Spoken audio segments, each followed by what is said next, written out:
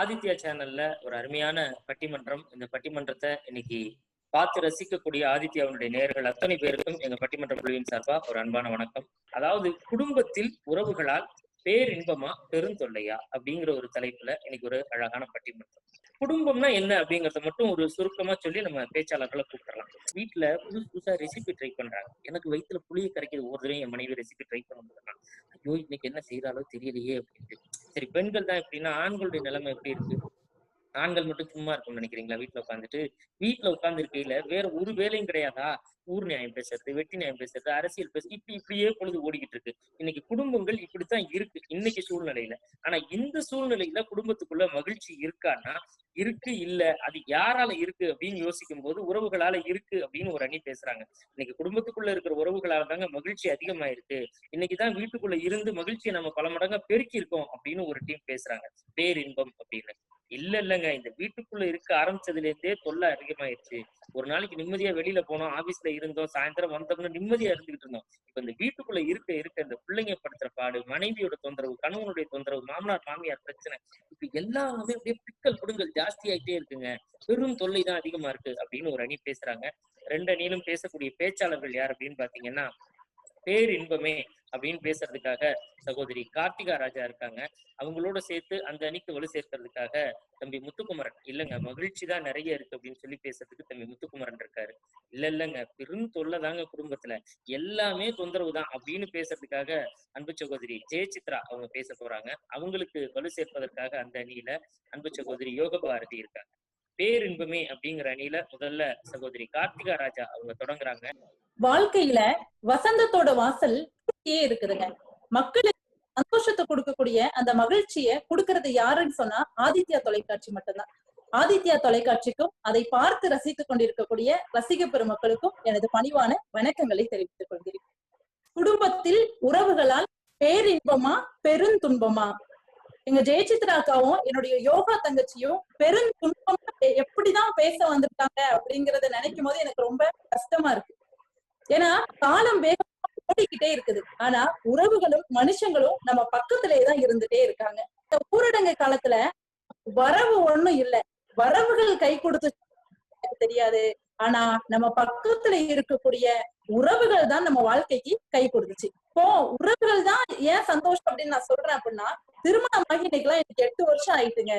8 வருஷம் ஆயும் இன்னைக்கு என்னுடைய கணவர் என் மேல அவ்வளவு அன்பா இருக்காங்க. 8 வருஷம் ஆகி விக்கல் எடுத்தா கூட நான் தண்ணி குடிக்கிறது கிடையாது நடுவர் அவர்களே. ஏன் தெரியுமா? விக்கல் எடுத்தா தண்ணி குடிக்க மாட்டீங்களா? குடிக்க மாட்டாங்க. ஏங்க? ஏன்னா 8 வருஷமாயும் அவர் என்ன நினைச்சிட்டே இருக்கணும் அப்படிங்கிற ஒரு சந்தோஷத்தை தண்ணி கூட குடிக்கிறது இல்ல. வீட்டுல நிறைய வேலை இருக்கும், என் வீட்டுக்கார்ட்ட சொல்லுவேன் வேலை செய்யுங்கன்னு சொல்லுவேன். ஆனா அத கூட அவரு அன்பா பரிமாறிக்கிடுவாரு கவிதையில. இந்த வீட்டில் எந்த வேலையும் இல்லை எனக்கு உன்னை காதலிப்பதை தவிர அப்படின்னு சொல்லுவாருங்க. இந்த வாழ்க்கையும் இந்த உறவுகளும் கிடைக்கக்கூடிய வரம் எவ்வளவு அலாதியானது சொல்லுங்க. உங்க கணவர் நல்ல கணவரா இருக்கிறார், இப்படி எல்லாம் கவிதை எழுதுறாரு. என் நண்பர் ஒருத்தர் இருக்கிறாப்ல, அவரு இப்படிதான் ரொம்ப பெருமையா நான் மனைவியை விட்டு கொடுக்காம பேசுறவர். ஒரு தடவை போயிருந்தப்ப சொன்னார், என் வீட்டுல எல்லாம் எந்த வேலையும் நான் பார்க்க மாட்டேன், உட்கார்ந்த இடத்துல என் மனைவியை வேலை வாங்குவேன் தெரியுமா அப்படின்னாரு. அப்படியா, பெரிய ஆச்சரியமா இருக்கியா, இப்படி ஒரு மனைவியா உனக்கு அப்படின்னு. ஆமாமா, உட்கார்ந்த இடத்துல வேலை வாங்குவேன், நேர பாத்ரூம்ல போய் உட்கார்ந்து துணியெல்லாம் கொண்டு வந்து போடுவா, பூராத்தையும் துவைச்சு போட்டுருவேன். பாத்திரம் கழுவுற இடத்துல போய் உட்காந்து பாத்திரத்தெல்லாம் கொண்டு வந்து போடுறி அப்படின்னு கொண்டு வந்து போடுவா, அத்தனையும் கழுவி வச்சிருவேன். இந்த பொழச்சிட்டு இருக்கிற ஆட்கள் நாட்டுல இருக்காங்கம்மா. சார் ஆனா ஒண்ணு தெரிஞ்சுக்கோங்க சார், என்ன சரியில்லைன்னு சமையல் நல்லா இருக்காது, எண்ணம் சரியில்லைன்னு வாழ்க்கை நல்லா இருக்காது. நல்ல எண்ணங்களை சொல்லி கொடுக்கறது யாருன்னு சொன்னா நம்ம வீட்டுல இருக்கக்கூடிய உறவுக்கு மட்டும்தாங்க. எங்க மனைவிக்கு இது பிடிக்கும் அப்படின்னு சொல்லிட்டு வாங்கி தரக்கூடிய கணவனை விட கணவனுக்கு இது பிடிக்காதுன்னு சொல்லிட்டு செய்யாம இருக்க மனைவிமார்கள் வீட்டுல எத்தனை பேர் இருக்காங்க சொல்லுங்க. ஏங்க என் வீட்டுக்காருக்கெல்லாம் தெரிஞ்சிருக்காங்களா? ஏங்க என் வீட்டை எடுத்துக்கோங்க, என் வீட்டுக்காருக்கு நான் சமைச்சா பிடிக்கவே பிடிக்காது, அதனால நான் சமைக்கிறதே கிடையாதுங்க. ஆஹா, என்ன ஒரு அருமையான மனைவியா, இப்படி மனைவி கிடைக்கணும்ல எல்லாருக்கும். ஆனா இன்னைக்கு எல்லாரும் இருக்காங்களேன்னு சொல்லிட்டு புதுசா பீட்ரூட் காஃபின்னு ஒண்ணு கொண்டு செஞ்சு கொடுத்த நடுவர்களே. பீட்ரூட் காஃபி அத குடிச்சிட்ட மனுஷன் அற்புதமா இருக்குமா அப்படின்னு சொல்லி சொன்னாருங்க. நான் காலையில போன் பண்ணேன் உங்க வீட்டுக்காரருக்கு, பேசும்போது எப்படி இருக்கீங்க என்னன்னு, நல்லா இருக்கேன் அப்படின்னு சொல்லிட்டு, இன்னைக்கு கூட என் மனைவி காலைல பீட்ரூட் காஃபி போட்டாப்லன்னாரு. நல்லா இருந்துச்சா அப்படின்னேன். நல்லா இல்ல, நல்லா இல்லன்னு சொன்னோம்னா திருப்பி ட்ரை பண்றேன்னு இன்னும் 2 தடவை போட்டு கொண்டு வருவா, அதனால நல்லா இருக்குன்னு பொய் சொல்லிட்டேன்னாரு. சும்மா அதே தெரிஞ்சுக்கிறதுக்காக சொல்றேன் உங்களுக்கு, அவ்வளவுதான். நாளைக்கு பீட்ரூட் ஜாம்னு ஒண்ணு செஞ்சு கொடுக்க போறேன், பீட்ரூட் ஊறுகான்னு ஒண்ணு செஞ்சு கொடுக்க போறேன். இப்படி நல்ல விஷயங்களை வந்து கொடுக்கறதுக்கு வந்து அது உறவுகளால மட்டும்தான் முடியும். அது அன்பா இருந்தாலும் உங்களுக்கு சரி. பீட்ரூட் அது மனைவின்னு பட்டம் கொடுக்க சொல்லியிருக்கேன். அதாவது பக்கத்து வீட்டுல ஒரு பையன் ஓடி வந்தான், அக்கா வாழ்க்கைங்கிறது ஒரு வட்டம், மேல இருக்கிறவன் கீழே வருவான், கீழே மேல போவான்னு சொன்னான். ஏன்டா தம்பி அப்படி சொல்றேன்னு கேட்டேன். அதுக்கு அவன் சொன்னா, இல்லக்கா கிளாஸுக்கெல்லாம் முன்னாடி போகும்போது மிஸ் செல்போன் கொண்டு வந்தா கிளாஸுக்குள்ளே வரக்கூடாதுன்னு சொல்லுவாங்க. இன்னைக்கு அதே மிஸ் என் செல்போனுக்குள்ளே வந்து ஆன்லைன் கிளாஸ்ன்னு ஒண்ணு நடத்துறாங்கக்கா, அதனாலதான் சொல்றேன் வாழ்க்கைங்கிறது ஒரு வட்டம் அப்படின்னு சொன்னாங்க. ஒரு மழலை மொழி அப்படிங்கிறது அது சாதாரணப்பட்ட மொழி கிடையாது. உறவுகள் எல்லாம் பெருந்துன்பம்னு எங்க ஜெயசித்ரா அக்கா பேச வந்திருக்காங்களே, அவங்களுடைய மனமே வந்து ஒரு குழந்தைத்தனமானதுங்க. அது அக்காக்கு தெரியாது, தங்கச்சியான எனக்கு மட்டும்தான் தெரியும். எங்க ஒரு விஷயம் சொல்லிக்கிறாங்க, ஒவ்வொருத்தரும் வலியோட வாழ்ந்துட்டு இருக்கோம். வாழ்க்கையில 1000 வலிகள் வரலாம். ஆனா அந்த வலிகளை எல்லாம் துடைப்பதற்காக ஏதோ ஒரு மூலையில ஏதோ ஒரு உறவு நிச்சயமா எல்லாத்துக்கும் இருந்துகிட்டே இருக்கும். உறவு அப்படிங்கிறது வாழ்க்கையில செடியில பூக்கக்கூடிய பூ மாதிரிங்க. செடிக்கு எப்படி பூ அழகோ வாழ்க்கைக்கு உறவுகள் தான் அழகு அப்படிங்கறத சொல்லிக்கிட்டு, வாழ்க்கையில சந்தோஷத்தை தருது குடும்பத்தில் உறவுகளால் மட்டுமே இருக்க முடியும் என்று கூறிக்கொண்டு, வாய்ப்பு தந்த ஆதித்யா தொலைக்காட்சிக்கும் நடுவர் உள்ளிட்ட அத்துணை பேருக்கும் நன்றி கூறி விடைபெறுகிறேன். நன்றி, வணக்கம். அழகா பேசியிருக்காங்க கார்த்திகா, நிறைய சொல்லியிருக்காங்க. குற்றம் பார்க்கின் சுற்றம் இல்லை. இன்னைக்கு உறவுகள்கிட்ட இருக்க பிரச்சனையே என்ன, இந்த தொல்லை அப்படின்னு பேசக்கூடிய அணி என்ன சொல்ல வர்றாங்க, எல்லாத்துலயும் ஏதாவது ஒரு குற்றம். அவங்க இப்படி சொல்லுவாங்க, இவங்க இப்படி செய்வாங்க, இப்படி எல்லாத்துலயும் ஒரு குற்றம் பார்த்துக்கிட்டு இருக்கிறதே இந்த உறவுகளுக்கு வேலை. அப்படி பார்க்காம இருந்துட்டாலே உறவுகளால நன்மை அப்படின்னு. உறவுகளால அருமை கிடையாது, அறுவைதான், அவங்களால தொல்லை தான் அதிகமா இருக்கு அப்படின்னு பேசுறதுக்காக சகோதரி ஜெயசித்ரா வர்றாங்க. வாங்க ஜெயசித்ரா. வணக்கம் சார். உடலுக்கு ஓய்வு கிடைத்திருக்கக்கூடிய இந்த வேளையில கூட கனத்து கிடக்கின்ற மனங்களை கலகலப்பூட்டுவதற்காக நகைச்சுவை பணியை செவனே செய்து கொண்டிருக்கும் ஆதித்யா தொலைக்காட்சிக்கும் ஆதித்யா தொலைக்காட்சி நேயர்களுக்கும் மனமார்ந்த வணக்கத்தையும் வாழ்த்துக்களையும் கூறிக்கொள்வதில் பெருமகிழ்ச்சி அடைகிறேன். ஒற்றை கிருமிக்கு ஒழிந்து வாழ்ந்து கொண்டிருக்கின்ற இந்த வேளையிலும் கூட சற்றும் தளர்வில்லாமல் தமிழ் வளர்க்க தடம் பதிக்க வந்திருக்கும் நடுவர் அவர்களே, தங்களுக்கும் என் அணியையும் எதிரணியையும் சேர்ந்த பேச்சாளர் பெருமக்களுக்கும் மனமார்ந்த வணக்கங்களை தெரிவித்துக் கொள்கிறேன். கார்த்திகா தான் இந்த ஆதித்யா டிவில இவ்வளவு நகைச்சுவையோட பேசியிருக்காங்க, ரொம்ப பொருத்தமா இருக்குது. குடும்பத்துக்குள்ள இப்படி பொங்குறோம் அப்படி அன்பா இருக்கோம்னு இவங்க சொல்லி இருக்கிறதெல்லாம் கேட்டா குடும்பத்துக்குள்ள ஒவ்வொருத்தரும் தனித்தனியா நின்று சிரிச்சுக்குவாங்க. அவ்வளவு அழகா சொல்லியிருக்கிறேன். நான் கூட அப்படிதான் நடுவர்களை நினைச்சிட்டு இருந்தேன். குடும்பம்னா உறவுகள்னா மகிழ்ச்சி தான், பேரின்பம் தான் நினைச்சிட்டு இருந்தேன். எப்போ லாக்டவுன் போடுறதுக்கு முன்னாடி வரைக்கும். எப்போ இந்த கொரோனாவால லாக்டவுனுக்குள்ள உள்ள வந்தமோ அப்பதான் தெரிஞ்சுக்கிட்டேன் உறவுகள் வந்து பெரும் தொல்லை. ஒரு அம்மா சொல்றாங்க, பக்கத்து வீட்டு அம்மா சொல்றாங்க, அந்த நாள் ரோட்ல கயிறு கட்டிட்டாங்களாம், அதுக்கு முன்னாடி போக முடியாதான், போலீஸ் எல்லாம் நிக்கிறாங்களாம் அப்படின்னு. உடனே இந்த மனைவி போய் கேட்டுட்டு வீட்டுக்காரங்க கிட்ட சொல்றாங்க, ஏங்க அந்த 4 ரோட்டு கிட்ட இருக்குது இல்ல கடை, அந்த கடையில காய்கறி ஃப்ரெஷ்ஷா இருக்கான், போய் வாங்கிட்டு வாங்க. வீட்டுக்குள்ளேயே உட்காந்துக்கிட்டு பெனாத்திக்கிட்டு இருக்கிறாரு, ரிமோட்டை கொடுக்க மாட்டேங்கிறாரு, போ அனுப்பிட்டு அடிச்சு விடுவான். அதுல அவர் எங்க இருந்து போறாரு, போய் நான் அந்த கடைக்கு போயே ஆகணும்னா நல்ல நாள் போட்டுறாங்க, வாங்கிட்டு வீட்டுக்கு வர்றாரு. வந்தோடனே அந்த அம்மா கேக்குது, தூரத்திலேயே தெரியும்ல போலீஸ்காரர் நிக்கிறாருன்னு, பாத்துட்டு வர வேண்டியது தானே, அங்க வரைக்கும் போய் அடி வாங்கிட்டு வரீங்க, இதுதான் உங்களுக்கு அறிவே இல்லைங்கிறது. எல்லாம் சொல்லி முடிச்சுட்டு கடைசியா திரும்பும் போது உண்மையை சொல்லிட்டு போவாங்க பாருங்க. எல்லாம் எனக்கு அப்பவே தெரியும், இதெல்லாம் எனக்கு அப்பவே தெரியும். திரும்பி போக அந்த அம்மா பிளான் பண்ணி அனுப்பிச்சு விட்டு அடி வாங்க வச்சு, இதுதான் உறவுகள் பண்றது. டிவி பாத்துட்டு இருக்கும் போது முன்னாடி எல்லாம் பாத்தீங்கன்னா அம்மா உட்காந்து பகலெல்லாம் சீரியல் பாப்பாங்க, சாயந்தரம் வந்து அவரு நியூஸ் பாப்பாரு. பையன் ஹோம்ஒர்க் முடிச்சுட்டு நைட்டு சினிமா பாட்டு ஆதித்யான்னு பாத்துட்டு இருந்தான். இப்ப எல்லா ரிமோட்டுக்கு சண்டை போட்டுட்டு வீட்டுக்குள்ள உட்கார்ந்து இருக்கிறாங்க. எங்க கிடைக்குது பேரின்மை, எங்கேயோ கிடைக்குதாமா. அவங்க வந்து சொல்றாங்க, எங்க வீட்டுல அந்த சண்டையே கிடையாது தெரியுமா, எங்க வீட்டுல ரிமோட்டுக்கு சண்டையே கிடையாது. ஏன் 4 ரிமோட் வாங்கி கொடுத்திருக்கேன், யாரு வேணுமோ அந்தந்த ரிமோட்ல மாத்திக்கிட்டே இருங்க, மொத்தத்துல ஒருத்தர் ஒரு சேனல் ஒழுங்கா பார்க்க கூடாது. ரிமோட்டுக்கு தானே சண்டை, ஆளுக்கு ஒரு ரிமோட்டை வச்சுக்கோங்க, 4 ரிமோட் வாங்கி கொடுத்துட்டேன். வீட்டுல இருக்கிற பெண்கள் ஏதோ பிளக் மாட்டாத மெஷின் நினைச்சிட்டோம்னா வாழ்க்கை அப்புறம் எப்படி சார் சந்தோஷமா இருக்கு. எங்க வீட்டுக்காரரு ஒரு கல்யாணத்துக்கு போயிட்டு வந்தாரு. போனவர் என்ன செஞ்சிருக்காரு, வேற பேரு வேற ஊரு போட்டு மொய் எழுதிட்டு வந்துட்டாரு. எதுக்கு வந்து சொல்றாரு, நான் நம்ம பேர் போடல வேற பேர் போட்டு எழுதிட்டு வந்திருக்கிறேன் மொய்ய. ஏங்க எப்படி பண்ணீங்க அப்படின்னு கேட்டேன். அதுக்கு அவர் சொல்றாரு, இந்த அந்த வீட்டு கல்யாணத்துக்கு 50 பேர் ஒரு சொந்தக்காரங்களை கூப்பிட்டு இருந்தாங்க. ஒரு ஆளுக்கு அதுல கொரோனாவா, இப்ப 50 பேரையும் வர சொல்லியிருக்காங்க டெஸ்ட்டுக்கு.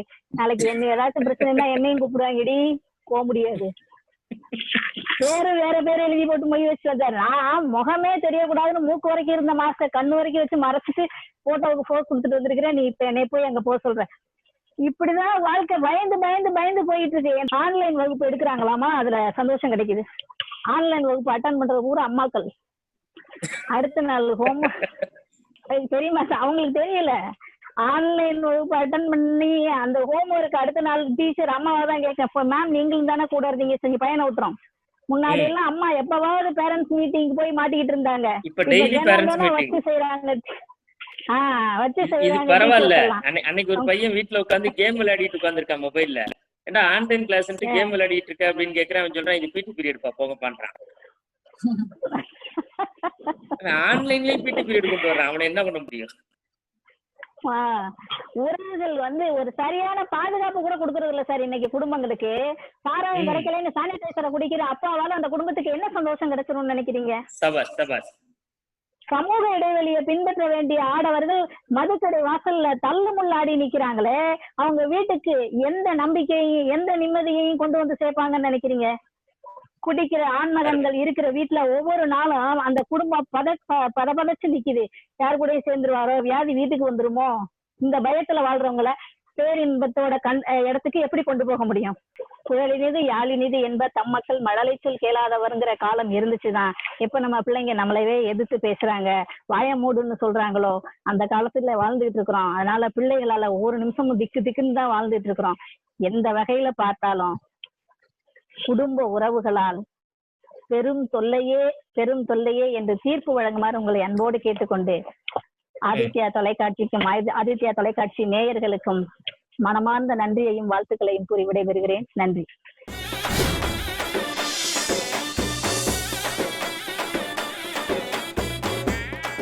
ரொம்ப அழகா ஜெயசித்ரா மேடம் பேசி முடிச்சிருக்காங்க. இன்னைக்கு ஏசாத உறவு ஏதாவது ஒண்ணு இருக்கா?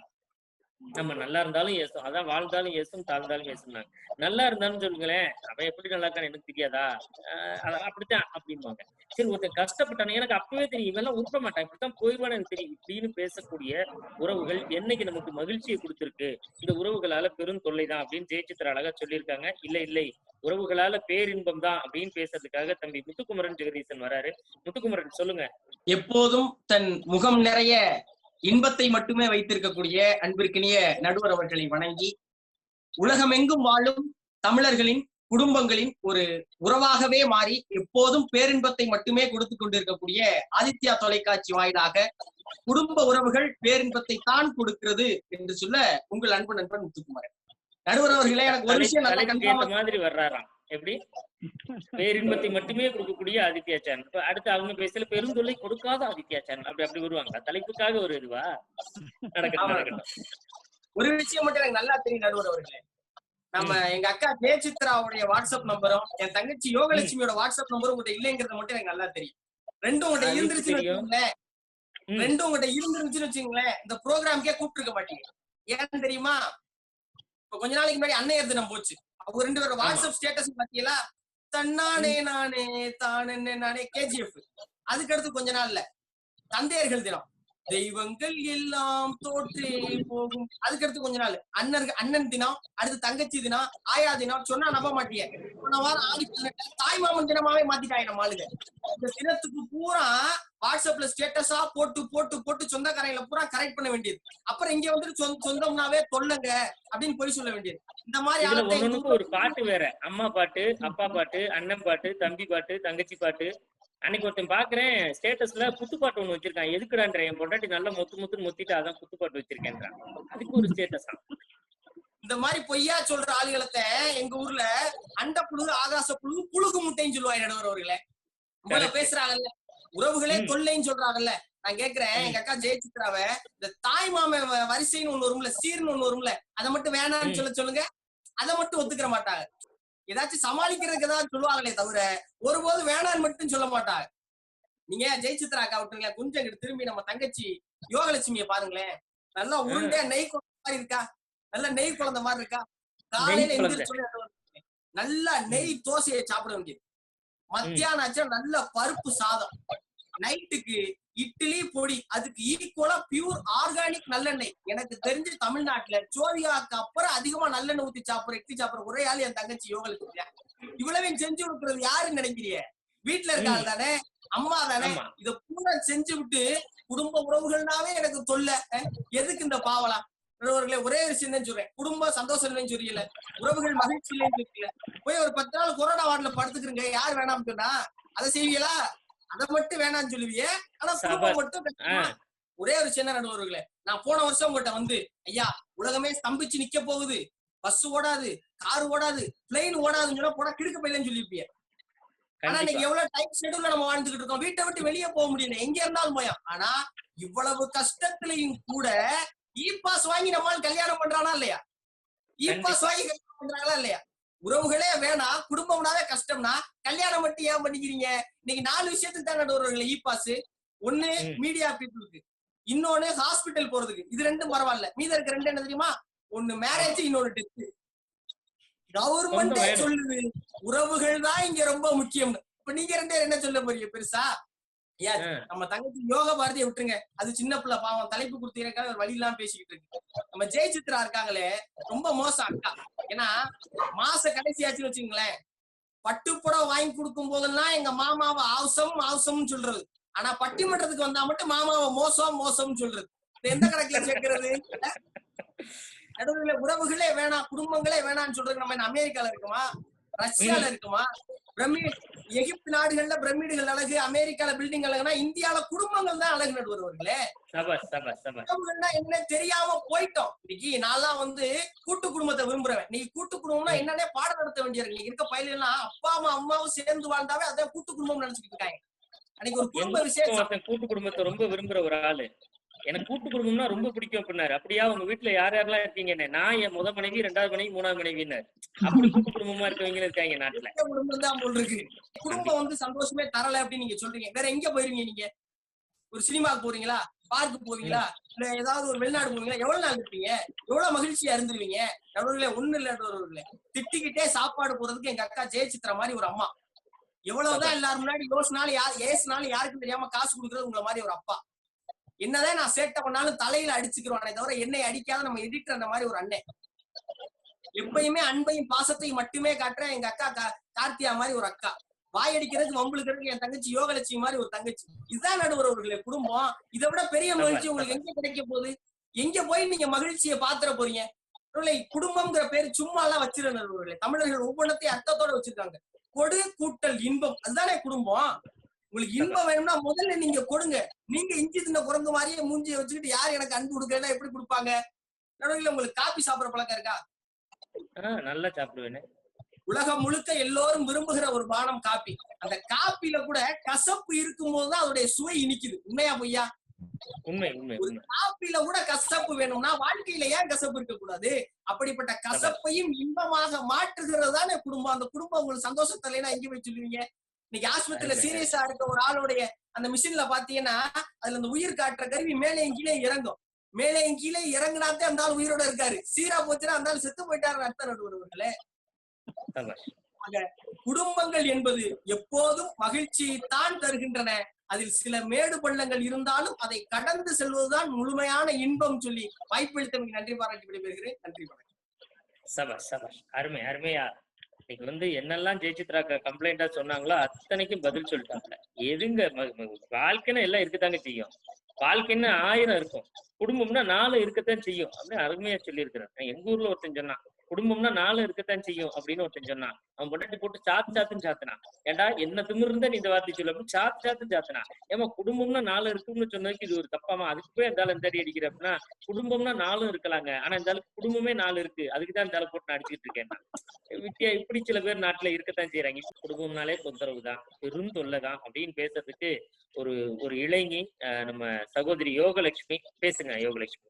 ஆதித்யா தொலைக்காட்சியின் மூலமாக உங்களை எல்லாரும் பட்டிமன்றத்தின் மூலமாக சந்திக்கிற வாய்ப்பு எனக்கு அளித்த அத்துணை நல்குணங்களையும் வணங்கி என் உரையை துவங்குகிறேன். எதிரணியில பேசின 2 பேருமே ரொம்ப அட்டகாசமா தான் பேசுவாங்க. அவங்க பேச்சுக்கெல்லாம் குறையே இருக்காது. அக்கா சமைக்கிறத அவங்க வீட்டுக்காரர் சாப்பிடவே மாட்டாராம். நீங்களே சொல்லுங்க நடுவர் அவர்களே, யாராவது பாயசம் சாப்பிடுறதுக்கு ஆசைப்படுவாங்களா? அதுலயும் பீட்ரூட் காஃபின்னு ஒண்ணு வச்சாங்களாமா, அதை சாப்பிட்டு கணவர் நல்லா இருக்குன்னு கவிதையெல்லாம் சொன்னாராமா. அக்கா உங்க நல்லதுக்காக ஒரு கருத்து சொல்றேன். உங்க கணவர் என்னவோ உங்களை கவிதையெல்லாம் சொல்லி உங்களை சந்தோஷப்படுத்துறாரு, ஆனா நீங்க என்னடான்னா பீட்ரூட் ஜாம்னு சொல்லி அவரு வாய ஓட்டுறதுக்கு பசக்காய்ச்சல் நாளைக்கு போறீங்க. இது எப்படிங்கய்யா இருக்கு? நீங்களே சொல்லுங்க.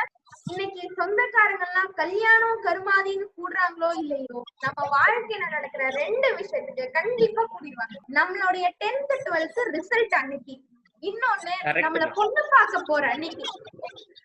சொந்தக்காரன்லாம் யாரு எப்படி இருப்பாங்கன்ற நமக்கு முகமே தெரியாது, ஆனா இந்த 2 நாள்ல மட்டும் கரெக்டா வந்துருவாங்க. ஏன் தெரியுமா?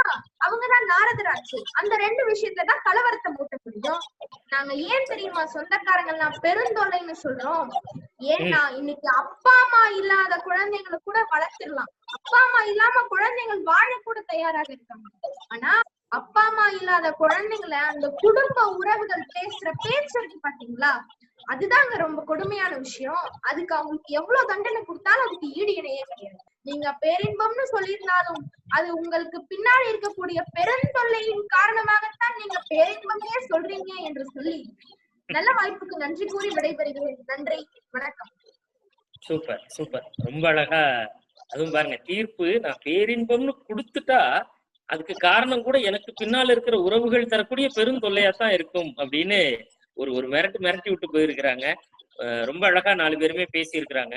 ஏன்னா உறவுகள் இன்னைக்கு என்னெல்லாம் பாடுபடுத்துது அப்படின்னு பெருந்தொல்லைங்கிற அணியிலையும், உறவுகளால என்னெல்லாம் நன்மைகள் இருக்கு அப்படிங்கறத இன்னைக்கு பேரின்பம் அப்படிங்கிற அணியிலையும் ரொம்ப அழகா சொல்லிட்டாங்க. ஒரு அழகான கதை ஒண்ணு.